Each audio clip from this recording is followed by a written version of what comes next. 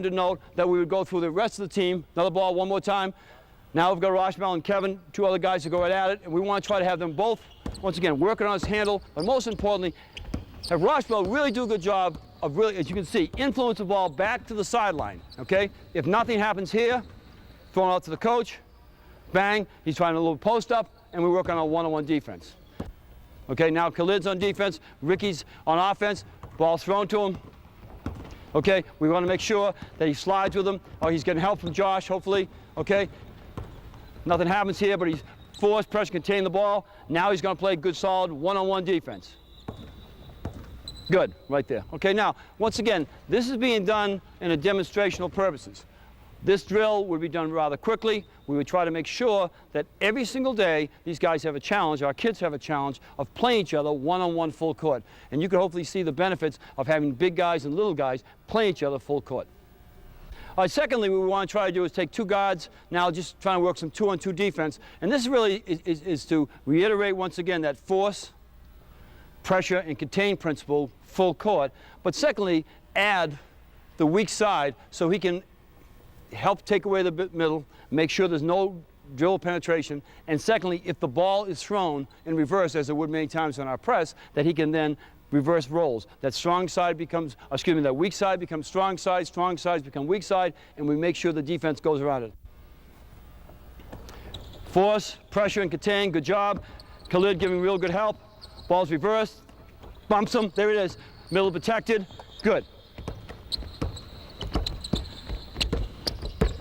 All right, good job right there. All right, now, what we'd really like to try to do here is, once again, keep that ball pressure on, and one of the aspects is that if one of our teammates, and we keep telling this idea, be it one-on-one full court or two-on-two, if you're really good at pressuring that basketball, if one of our teammates makes mistakes, we have clearly got everybody else out of the situation, okay, because his number one job is just trying to beat you. He's not worried about his other four teammates. And when we get to that situation, we know our press is going to work. So be it one-on-one, where the individual responsibility is on pressuring the basketball, forcing the ball, containing the ball, or a two-on-two where we're doing these same principles of force, pressure, and contain. We're now involved in the weak side to take away the middle and also provide help.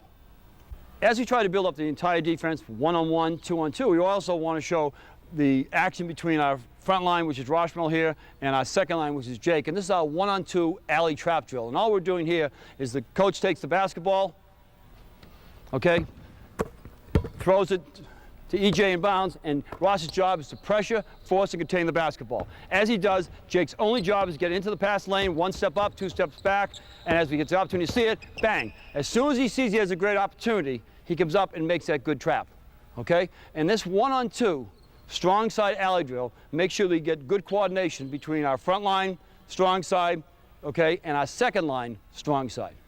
And we really feel this is one of the key components because, once again, by Roshmel, good force, good pressure, good containment, Jake reading the situation, getting in the passing lane to make sure all passes are lobbed, and then coming up and springing the trap. Once again, Jake's options here is to make the trap when he sees the ball is in full control by us. I would say we try to do this drill at least once or twice a week, and I think it really teaches our kids how to trap and more particularly when to trap. Besides one-on-one every day, two-on-two every day, we try to every single day try to get a two-on-four situation. Number of reasons. A, we want to build the principles of the defense. Number one, pressure on the basketball. Number two, talk an awful lot about our strong side and weak side, front line and second line. And third, we really want to build some confidence in our ability to trap the basketball. And we feel really with an advantage of having, obviously, 4 defensive players against 2 offensive players, that their only responsibility here will be to force pressure the ball, set up a trap situation, and then protect the middle. So we try to do 2-on-4 every single day. Now, we're cheating a little bit because actually we loop our inbounder to the half court, but that's something that we have to protect. So we really talk about that automatically that half court must be protected, but in turn, we need to pay attention to the 2 people because we assume that the half court will be protected by our weak side front line and weak side second line. Okay, let's go 2-on-2, 2-on-4, and let's see if we can get a trap. Play it. A good 2-on-4, good ball pressure, okay? Ross showing himself, good. Protect that middle, just stay in the middle, good. Principle of the defense right here. All right, good. Good job right there. And what we're trying to do is create some patience and also hopefully do a good job with making our kids feel really confident in their ability to trap.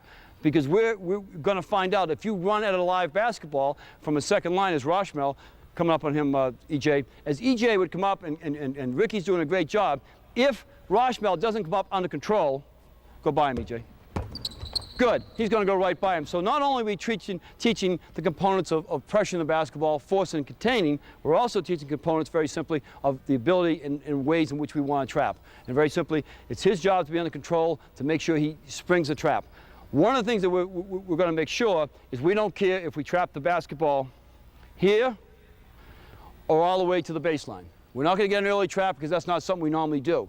But we will take it all the way to the baseline. And we put the responsibility here on Roshmel that he can make that trap as late as he needs to be, as long as we once again have got the ball in control. 2-on-4 drill is something I would probably recommend to anybody who wants to teach good 2-2-1 defense.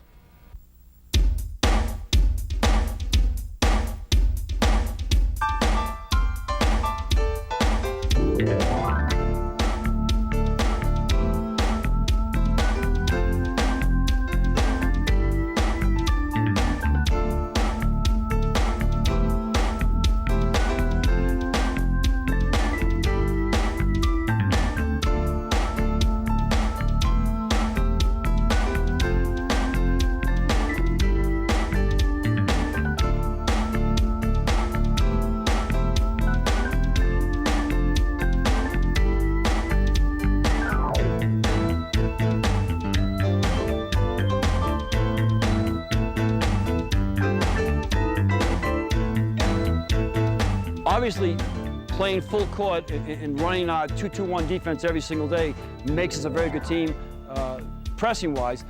Working on those individual drills, be it 1-on-1, 2-on-2, okay, 2-on-4, those drills make us very strong. The 1-on-1 alley drill, once again, really helps you in trapping. And quite frankly, an awful lot of repetitions of actually just going 5-on-5, getting into your defense, number one, and then executing the principles of the 2-2-1 are very important. But we also want to make sure that our kids feel very comfortable almost in any situation, and we call this a 2-2-1 situational drill. And this is very simply how we react to coming out of traps, how we react when the ball is reversed, and how we react to various situations that could occur while we're in the press. Okay, this is called a 2-2-1 situational, and what it very simply is, we'll put the ball into a trap or put the ball into a situation, and then really teach the kids how to react from this. The first and most obvious situation is as the ball is going to be brought into a trap, the strong side trap, which is a simply an easiest one for us. We very simply have a drill where we're going to get Ricky now up to the basketball, and we're going to have the man really in a trap position. But we want to make sure our kids feel comfortable once we have got a good trap of making sure we all rotate in the proper manner. So the ball is thrown in, play it, trap has occurred, bang, okay? And very simply, we're going to work at this. Now, this doesn't work perfectly every time. The ball could get shot out. This time, as we come into the trap, okay, Ross comes up, we're going to reverse the ball, and we're going to make sure we get bump and get ourselves into position. And then try to take it the other way, Albert, okay? Second situation, as we go to get the trap, the ball is quickly reversed. Go. Good, you got him? Same situation, good. All right, now, from right here, okay, from that situation, we haven't lost anything. We try to get an initial trap. It didn't work.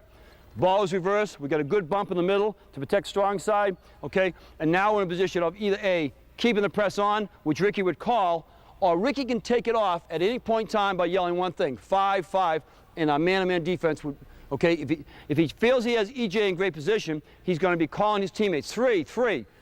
We'll keep the defense on. If he starts yelling 5-5 and giving a visual signal, he is now saying trap is over, press is over, we're right into a regular half-court defense. All right, the second situation now is the man throwing the ball strong side, hopefully in a lob pass because Rosh has got his hands up, okay, and we're going to spring our 5-man and 3-man back for a trap, so our second line strong side and our deeper protector would make a trap. Our weak side would protect high and low, and protect the middle of the court, and Ricky would turn and look for the intercept. He becomes the intercept in this play. Okay, situational. The third situation we want to deal with is a strong side second trap, or we call the deep trap. Play it. Ball thrown over his head. Ball is chased down. 5 springs out. Trap occurs. We take away We pin the man to the sidelines, and we'd love to get the ball here at any point in time. We take away any middle penetration with a pass or a dribble. In this case, it happens to be a pass. Kevin does a good job of taking away Sewell. Kay would start coming up and make sure he takes away Albert. And we feel that the skip pass to Antrick can't work because the trap has to be that good. And we believe enough in our players that they're going to trap strong enough that the ball cannot be thrown strong side. Ricky makes a great read. Now, if he saw more action in the middle, he'd take that away. But he saw nothing in the middle. He knew Kay had great coverage, so he in turn took away the nearest pass, which now gave us a great chance to trap. Situation with a strong side trap, we call a 3-5 trap or a deep trap, okay? Ball reversal we showed. And the other thing that happens a lot is coming out of a deep trap, how we get into our normal defense. This is a very simple situation, but something we really need to do a good job with, okay? Ball's going to be put in play once again, and we're going to play this live every day in practice so we feel good about the way we trap and feel good about the way we're protecting basket. Most of our coaches now are assigned a player in the press. So one coach has 2 players, the other coach each has 1 individual player, so each player knows exactly where he should be in relationship to the basketball and to the way we're trapping. Let's play out of deep trap and go right back to our 5 defense when we can't get the second trap. Play it.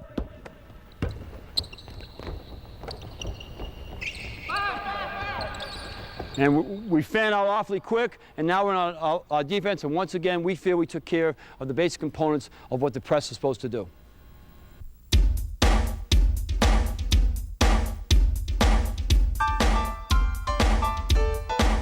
A lot of times what we like to do is a 2-2-1, since we've been playing it as a 3-quarter defense with good solid ball pressure and making sure that the offense goes around us. One of the things we'd like to do occasionally though, particularly after foul shots, is make sure we deny the ball in bounds. Now we feel we don't lose anything from this. It's 5 seconds of hard work to make sure that we try to stop the inbounds pass.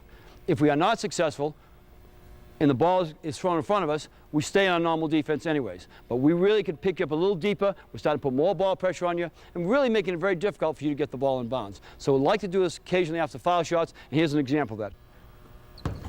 Get right into up position.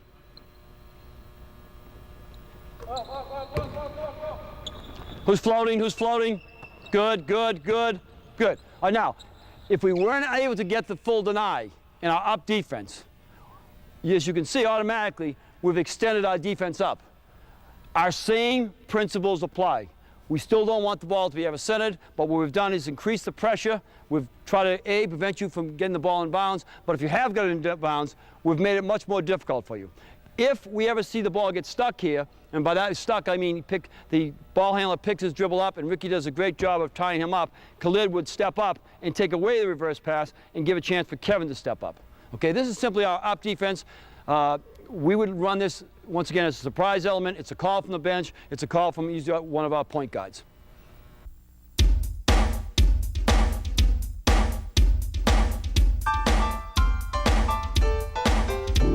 Another way in which we like to do it, particularly late in games, we want you to take time, but we don't really want to come and kind of extend our defense, but keep it conservative. We'll call 3 retreat.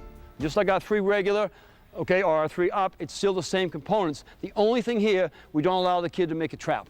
Very simply, we're going to give ground, and eventually get into our defense. But since the opponent has been continually trapped or denied the ball in bounds, now with a pure retreat, he's not going to have an easy time reading that we've made a change in our defense. Once again, same components. The only thing is we're trying to make you take time, trying to make you pick your dribble up, and also making sure that you think you're being trapped, and once again, get you out of your normal flow of offense. This is called, once again, our 3 retreat. Okay, let's run it, fellas. Play it.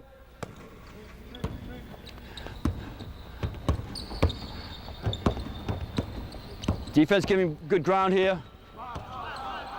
Okay, and as soon as we get to a position now of getting the ball across half court, we feel we're very comfortable, okay, in our normal defense. What we've made you do, though, is once again have to face pressure.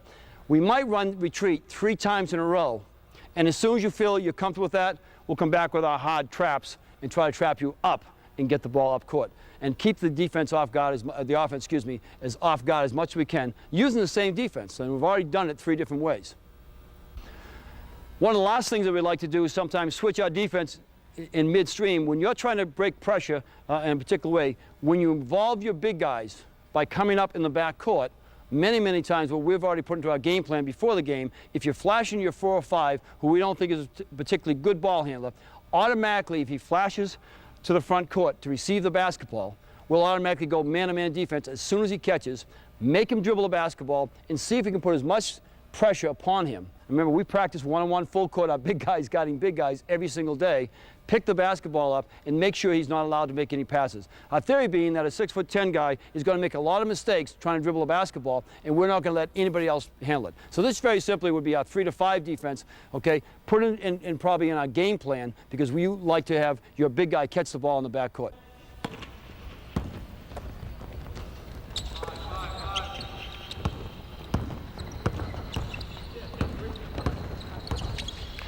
Okay, good job.